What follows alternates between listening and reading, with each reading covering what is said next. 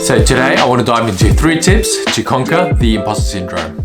Hey, I'm Larry, and on this channel we dive into men's lifestyle and travel. And today we're tackling the imposter syndrome, but first let me explain what it is. The imposter syndrome is a psychological pattern in which an individual doubts their accomplishments and has a persistent internalized fear of being exposed as a fraud.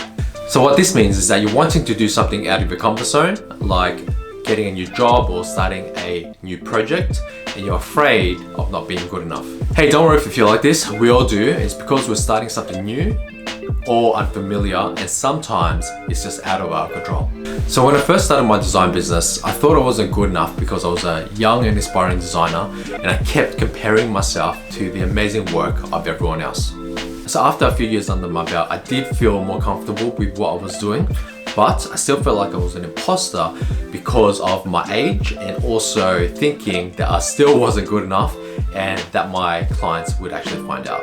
So the thing is, you just have to realize that no one cares because everyone has their own shit to deal with, and it's imaginary stories that you make up in your own head. So this brings us to the first tip, which is stop comparing yourself to others because it's a trap. So especially with social media, we're comparing our lives to the fabricated lives of Instagram, like traveling the world or having nice things. So you're not here to live the life of someone else. You're here to live the life that you want and who you want to be. So nobody is stopping you except yourself. So what I would recommend is reducing screen time on social media by turning off notifications and hiding icons on the last pages of your home screens. Alternatively, you could take a social media detox. So now step 2 is writing a pros and cons list. So I recommend getting a pen and paper, but if you're like me, you write like a 5-year-old, you can just get your phone and open notes. So we want to make a pros and cons list. So we want to split the page in half, and on the left you want to list all the benefits that you want to achieve, and on the right you want to list all the cons. So as an example, for me, I wanted to create a YouTube channel and there were so many excuses. So what makes this powerful is that you're taking emotion out of the mix and you're writing down facts to create clarity. So for me, my cons list was pretty much scared of looking stupid in front of people. I know a lot of people also feel the same way, but really, what's the worst that could happen? So majority of the time, your pros list will outweigh your cons list and will help you move forward to conquering the imposter syndrome.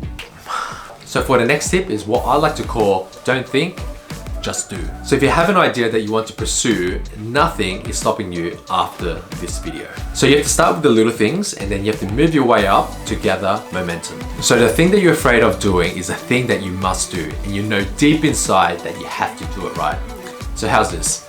It's better to fail and know than never know. I repeat again, it's better to fail and know than never know, right? So over time, you'll build the muscle of catching yourself out and taking action. So not only does it build self-esteem, but it makes it easier to accept the uncomfortable.